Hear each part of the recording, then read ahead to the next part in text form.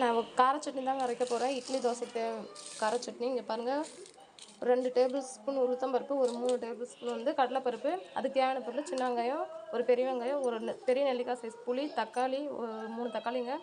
வாசத்துக்கு வந்து ஒரு சின்ன கைப்பிடி அளவு கொத்தமல்லி தழை, இஞ்சி, பூண்டு, பச்சை மிளகா 2, வரமிளகா 3ங்க. வாங்க எப்படி செய்யலான்னு பார்க்கலாம். நம்ம எடுத்து வச்சுருக்க கடலைப்பருப்பு உளுத்தம்பருப்பும் போட்டலாங்க.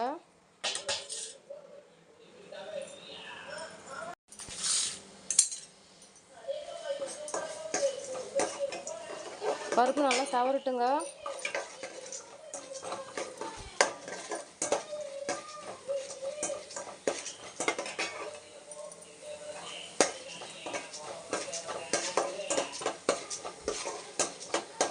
இந்த சட்னிக்கு வந்து தேங்காய் தேவையில்லைங்க.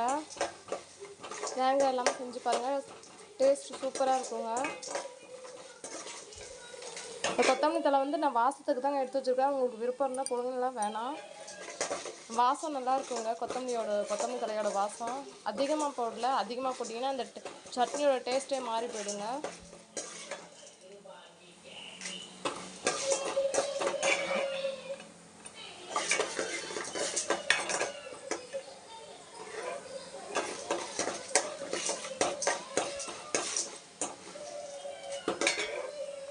இங்கே பாருங்கள், பருப்பு நல்லா சவந்துருச்சு. நம்ம வந்து எடுத்து வச்சுருக்க பச்சை மிளகாயும் வரமிளகாயும் சேர்த்துக்கலாங்க.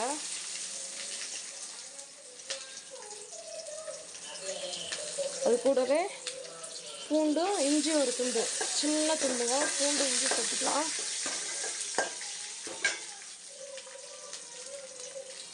அது கூடவே சின்ன வெங்காயம் பெரிய வெங்காயம் 2 கட் பண்ணி வச்சுக்கோங்க, சேர்த்துக்கலாங்க.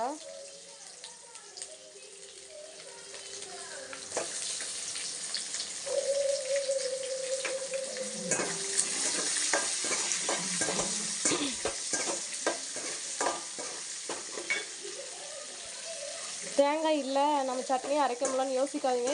இந்த மாதிரி செஞ்சு பாருங்கள், டேஸ்ட் நல்லா இருக்குங்க. ரொம்ப வணங்க வேணாங்க வெங்காயம், சும்மா ஒரு கண்ணாடி பதம் வணங்கினா போதுங்க.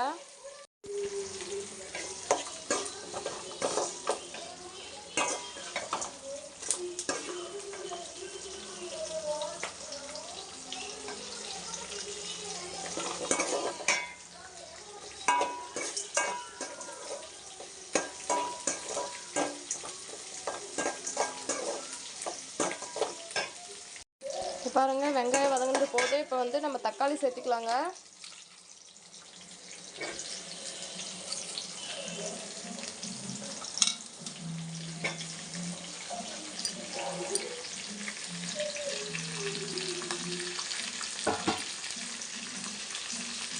தக்காளி வதங்கிறதுக்கு தேவையான அளவுக்கு உப்பு சேர்த்துக்கலாங்க.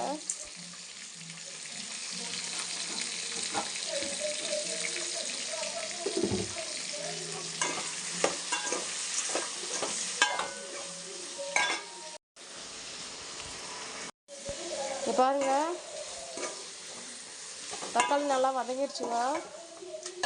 நம்ம எடுத்து வச்சுருக்க கொத்தமல்லி தழை போட்டுக்கலாங்க. ஒரே ஒரு சின்ன கைப்பிடி அளவு.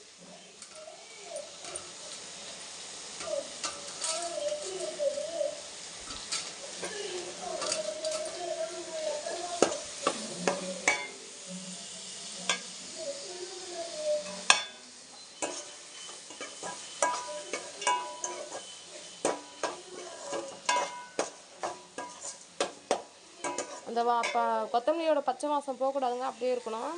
நீங்கள் பாருங்கள், லாஸ்ட்டாக 2 டேபிள் ஸ்பூன் வந்து பொட்டுக்கடலை எடுத்து வச்சுக்க சேர்த்துக்கலாங்க.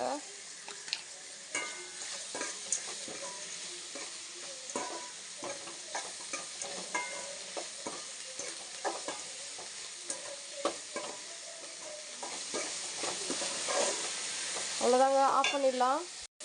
அவ்வளோதாங்க, இதை ஆஃப் பண்ணிவிட்டு ஆற வச்சு அரைச்சிடலாங்க.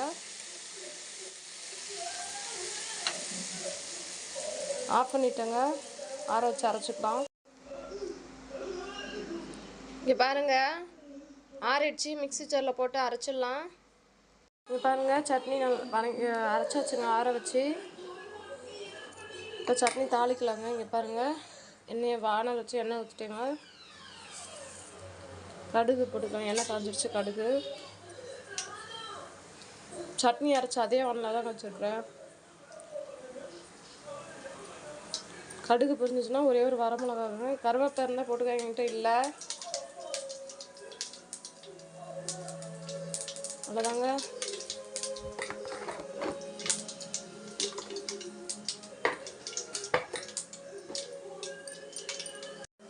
இப்போ பாருங்க, எண்ணெய் கடுகு பொரிஞ்சிருச்சு. நம்ம சட்னியில் ஊற்றிக்கலாங்க.